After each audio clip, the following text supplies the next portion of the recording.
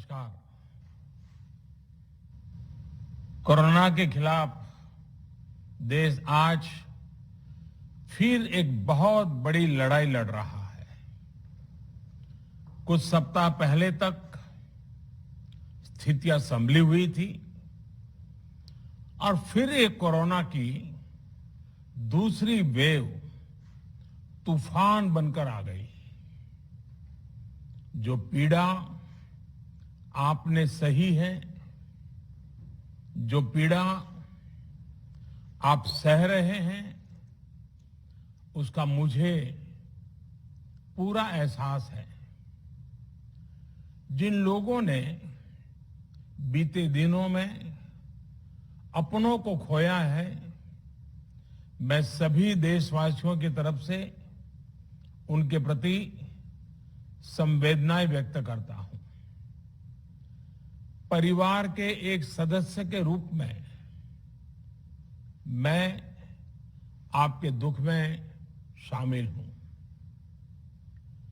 चुनौती बड़ी है, लेकिन हमें मिलकर अपने संकल्प, अपने हौसले और तैयारी के साथ इसको पार करना है।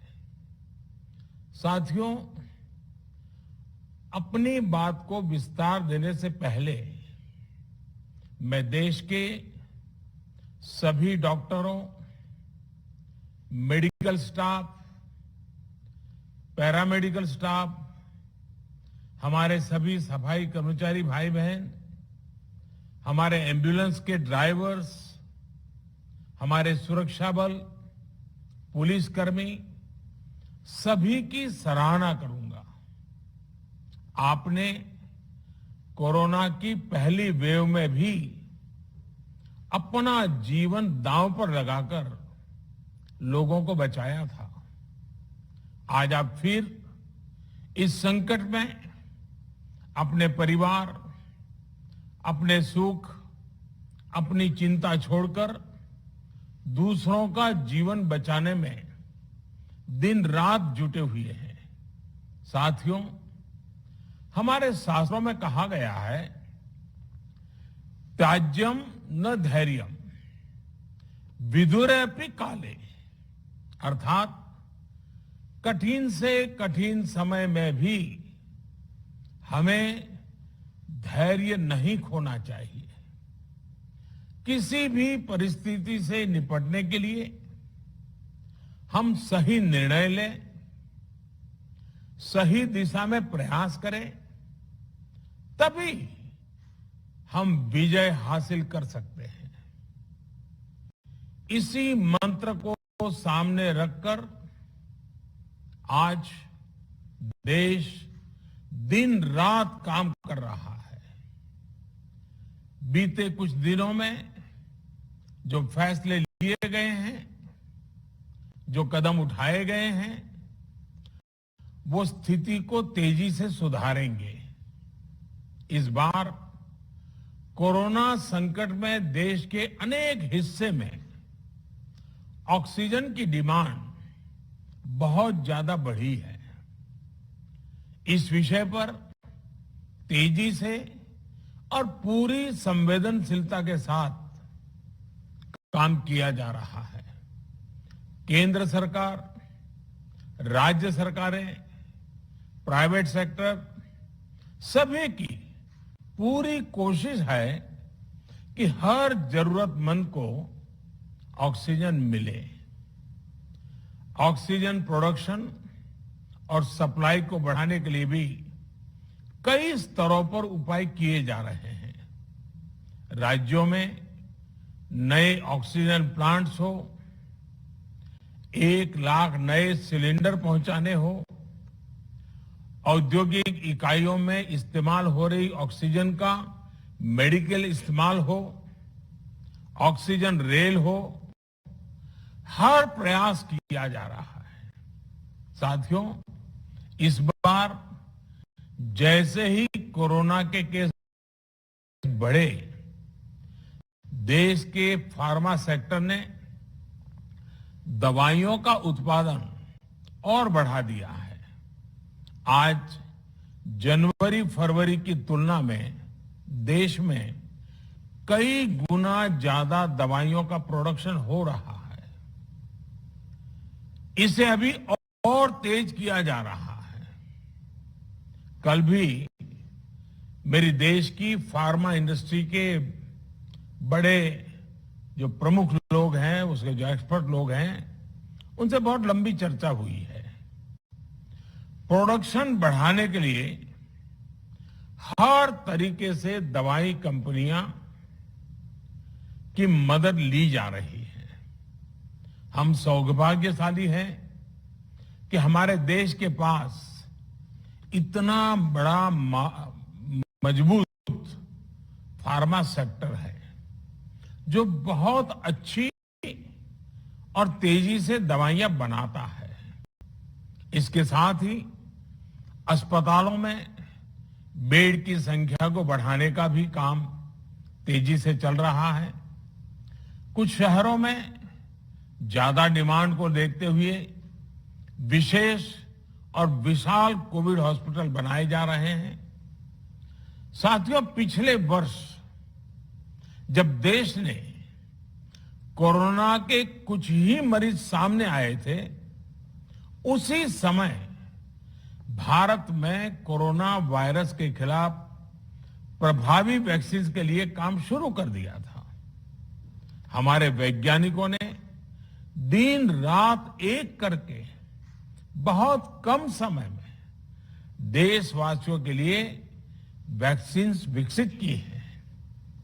आज दुनिया की सबसे सस्ती वैक्सीन भारत में है। भारत की कोल्ड चेन व्यवस्था के अनुकूल वैक्सीन हमारे पास है। इस प्रयास में हमारे प्राइवेट सेक्टर ने इनोवेशन और एंटरप्राइज की भावना का बेहतरीन प्रदर्शन किया है। वैक्सीन्स की अप्रूवल्स और रेगुलेटरी प्रोसेसेस को फास्ट ट्रैक पर रखने के साथ ही सभी साइंटिफिक और रेगुलेटरी मदद को बढ़ाया गया है। यह एक टीम एफर्ट है जिसके कारण हमारा Bharat 2 made in India vaccine के साथ दुनिया का सबसे बड़ा टीकाकरण अभियान शुरू कर पाया। टीकाकरण के पहले चरण से ही गति के साथ ही इस बात पर जोर दिया गया कि ज्यादा से ज्यादा क्षेत्रों तक, जरूरतमंद लोगों तक वैक्सीन पहुंचे। दुनिया में सबसे तेजी से भारत में पहले 10 करोड़, फिर 11 करोड़ और अब 12 करोड़ वैक्सीन डोज दिए गए हैं।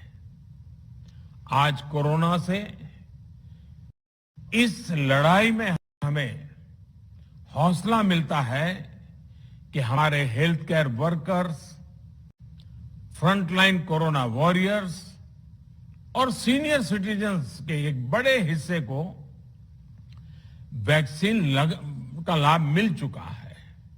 साथियों, कल ही वैक्सीन को लेकर हुए एक और अहम फैसला भी हमने किया है। 1 मई के बाद से 18 वर्ष के ऊपर के किसी भी व्यक्ति को वैक्सीनेट किया जा सकेगा। अब भारत में जो वैक्सीन बनेगी उसका आधा हिस्सा सीधे राज्यों और अस्पतालों को भी मिलेगा। इस बीच गरीबों, बुजुर्गों, निम्न मध्यम वर्ग के लोग, 45 वर्ष की आयु के ऊपर के व्यक्तियों के लिए केंद्र सरकार का जो वैक्सीन कार्यक्रम चल रहा है वो भी उतनी ही तेजी से जारी रहेगा। पहले की तरह ही सरकारी अस्पतालों में मुफ्त वैक्सीन मिलती रहेगी, जिसका फायदा, जैसा मैंने कहा, हमारे गरीब परिवार हो, हमारे मध्यम वर्ग, निम्न मध्यम वर्ग के परिवार हो, वो उनका लाभ उठा सकेंगे। साथियों, हम सभी का प्रयास जीवन बचाने के लिए है